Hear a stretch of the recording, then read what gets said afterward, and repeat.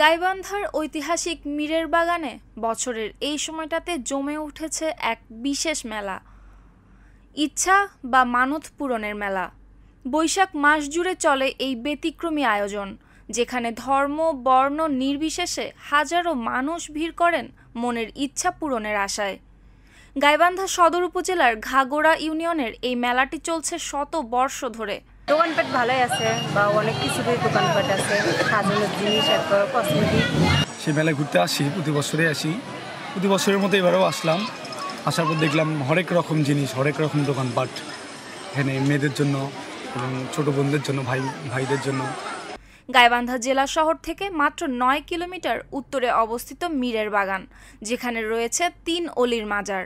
কারি মোহাম্মদ আলী আশরাফি, মোতাল্লি ও খাদেম বলেন, এই মাজার শরীফে কয়েক শত বছর ধরে মানুষ মানত করে আসছেন। এখানে যারা আসে তারা নিজের ইচ্ছায় দোয়া করে। প্রতি বছরে বৈশাখ মাসে পহেলা থেকে শেষ পর্যন্ত হয়, এছাড়াও অন্যান্য মাসে টুকটাক মানুষ আসে। তবে এই যে মীরের বাগান, এখানে আসেন, যে মাজারে দেখতেছেন আপনারা, এই মাজারে আসেন।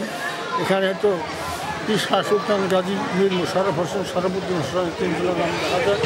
এখানে শাকিনীর মধ্যে অবস্থিত এই মাজারটি এবং এই মসজিদ। এখানে আসে না ইচ্ছা পূরণের জন্য, সৎ উদ্দেশ্য, সৎ নিয়ে আসে, যাদের কঠিন বাড়া মুশকিল মুসিবত রান্না করে, তোবারক বিলিয়ে দেয়। সরকার যদি মসজিদ ও মাজারের উন্নয়নে এগিয়ে আসে তবে ভালো হতো। ভক্তরা কেউ কেউ অস্থায়ী চুলায় খিচুড়ি রান্না করেন। চাল, ডাল, মুরগি, কাঠসহ সব রসদ তারা নিজেরাই সঙ্গে করে নিয়ে আসেন। রান্না শেষে তা মাজারে দান করেন। প্রথম সপ্তাহে মেলাটা লাগে, পয়লা বৈশাখে মেলা লাগে থাকে। দরিদ্রদের মধ্যে বিতরণ করেন এবং নিজেরাও খান। মাজারের সামনে প্রায় ৪ একর জায়গা জুড়ে বসে গ্রামীণ মেলা। চারুকারু পণ্য, মাটির খেলনা, মিষ্টান্ন, কসমেটিক্স সহ নানা পণ্যের দোকান বসে। নানা বয়সী মানুষের ভিড়ে মুখরিত মেলা প্রাঙ্গণ। পীর শাহ সুলতান গাজী, মীর মোশাররফ হোসেন ও ইবনে শরফুদ্দিন শাহ, এই ৩ পীরের কবর ঘিরে এই মাজার গড়ে ওঠে। প্রায় ২০০ বছর ধরে চলে আসা এই গ্রামীণ মেলা স্থানীয় সংস্কৃতির একটি অংশ হয়ে উঠেছে।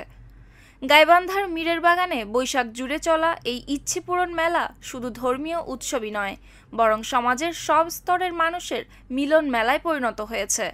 এমন আয়োজনে ভরে উঠুক হৃদয়ে প্রার্থনা আর সংস্কৃতির রং। নিউজ ডেস্ক, সুপ্তি রায়, ভোরের আকাশ।